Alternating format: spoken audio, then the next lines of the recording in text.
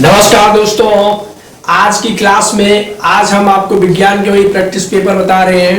तो पहले क्वेश्चन की तरफ ध्यान देते हैं। पहला क्वेश्चन है हमारा कि कह रहा है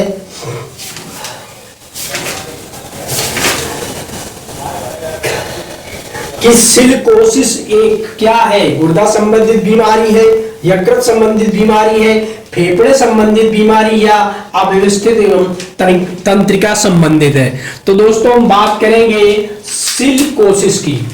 यहां पे बात करें सिलिकोसिस क्या होता है और क्या होना चाहिए।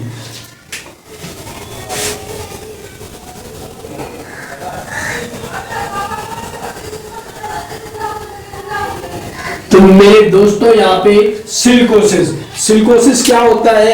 यह शीशे के कणों द्वारा फैलती है। यह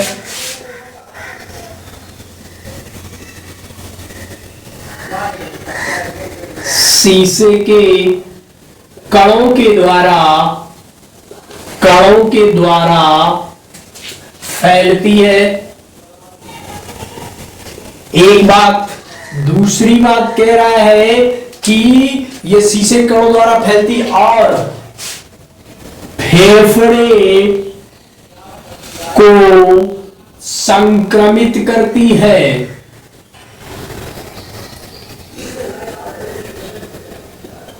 क्या होता है दोस्तों, जब हमारी नाक से शीशे के बहुत छोटे छोटे कण या धूल अंदर चले जाते हैं, या जो लोग शीशे की कंपनियों में या फैक्ट्रियों में काम करते हैं मजदूर, उनको ये बीमारी फैलती है। ठीक है, तो इसमें क्या नहीं हो पाता? फेफड़ों का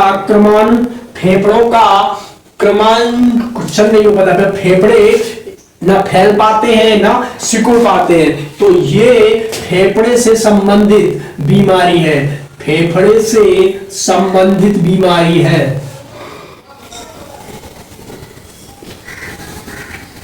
ठीक है दोस्तों, तो ये क्या है? ये हमारे फेफड़े से संबंधित बीमारी है।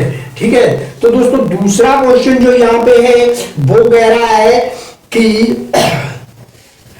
एंजाइम क्या है? कह रहा है कि दूसरा क्वेश्चन एंजाइम क्या है? प्रोटीन है, वसा है, स्टार्च है या विटामिन है, वायु प्रेरक है?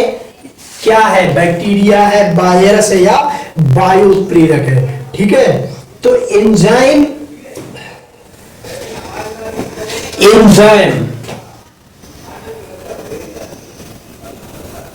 एंजाइम शब्द का प्रयोग सबसे पहले एंजाइम शब्द का प्रयोग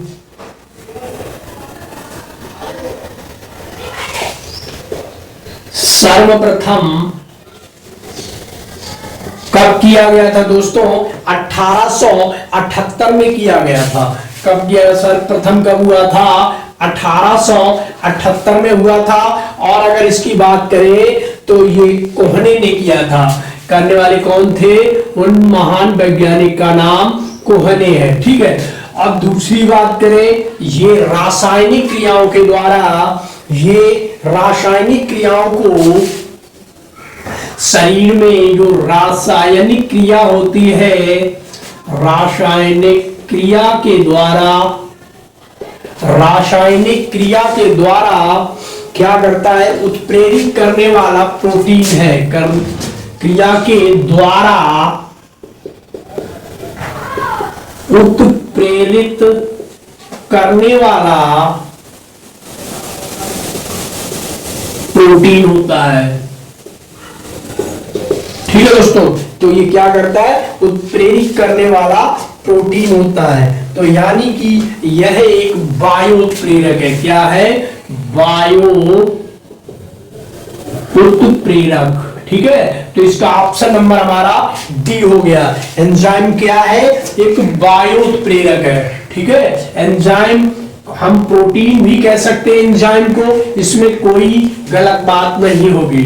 ठीक है, तो एंजाइम क्या होता है? वायु उत्प्रेरक है। और हमारे यकृत जिसे हम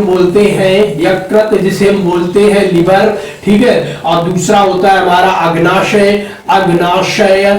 जिसे हम बोलते हैं पैंक्रियाज, ये दोनों क्या करते हैं, ये दोनों ही एंजाइम का निर्माण करते हैं, ऐसे एंजाइम का निर्माण करते हैं जो हमारे भोजन को पचाने में लाभदायक होते हैं। ठीक है दोस्तों, यहाँ पे ये आया। अब कह रहा है निम्नलिखित में से कौन सा सही सुमेल नहीं है। तो दोस्तों सही सुमेल कौन सा नहीं है, तो हम यहाँ पे आपको सही सुमेल लिखते जाएंगे और आप समझते जाएंगे।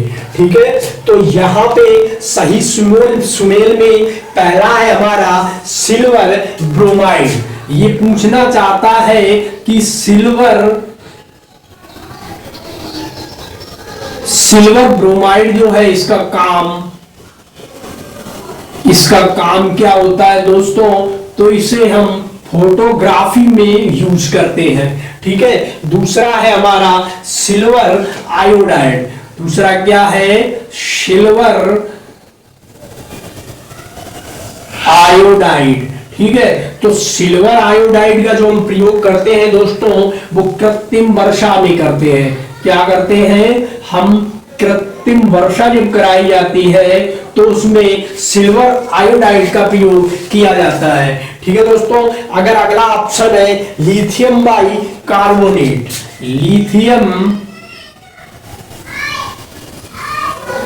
लिथियम बाई कार्बोनेट, तो लिथियम बाई कार्बोनेट का उपयोग गठिया के इलाज में किया जाता है। लिथियम बाई कार्बोनेट का उपयोग गठिया के इलाज में किया जाता है। अगला आता है दूधिया मैग्नीशिया। दूधिया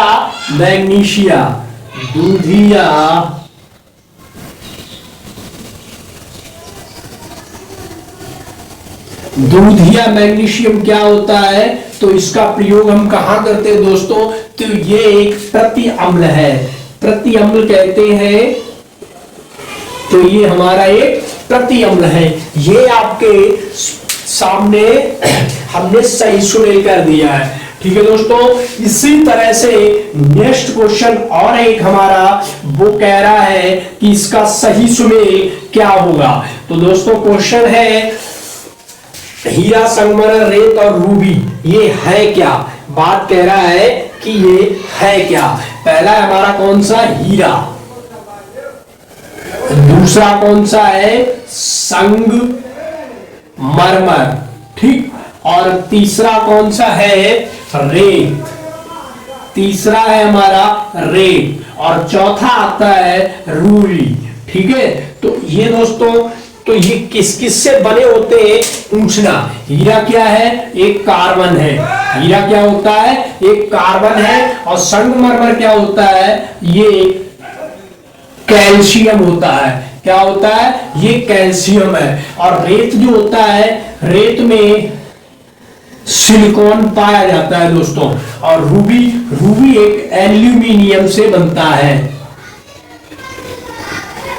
ये क्या होता है, रूबी एक एल्यूमिनियम है। तो यहाँ पे आपको चारों चीजें पता होगी दोस्तों, तो ये सुमेल। ठीक है, इसके बाद एक क्वेश्चन और है, बड़ा सा सरल है, डायरेक्ट लिख सकते हैं आप।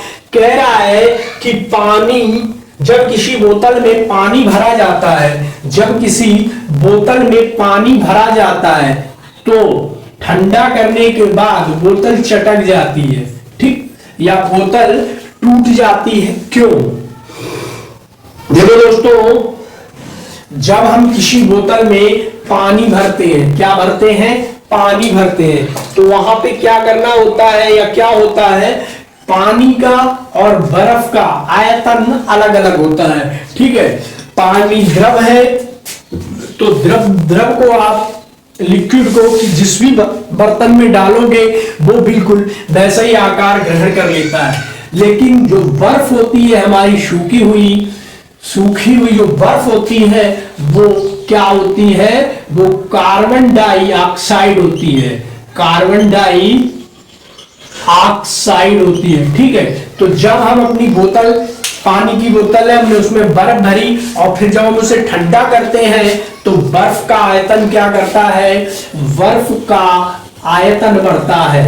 क्या होता है, आयतन बढ़ता है। जब आयतन बढ़ेगा तो क्या होगा, वो ज्यादा जगह कवर करने की कोशिश करेगी या बाहर निकलने की कोशिश करेगी, इसी वजह से बोतल चटक जाती है। तो यहाँ पे हमारा ऑप्शन नंबर क्या हो गया, ए हो गया, यानी पानी फैलता है और बोतल चटक जाती है। तो दोस्तों यहाँ पे हमारी इस अगली क्लास कैसी लगी आप में जरूर बताइए। हम इसी तरह से क्वेश्चन लेके आते रहेंगे और उन क्वेश्चंस का ऑपरेशन कर करके आपको बताते रहेंगे। तो ठीक है, मिलते हैं नेक्स्ट क्लास में, तब तक के लिए नमस्कार। और आप मेरे चैनल को लाइक शेयर सब्सक्राइब करते रहें।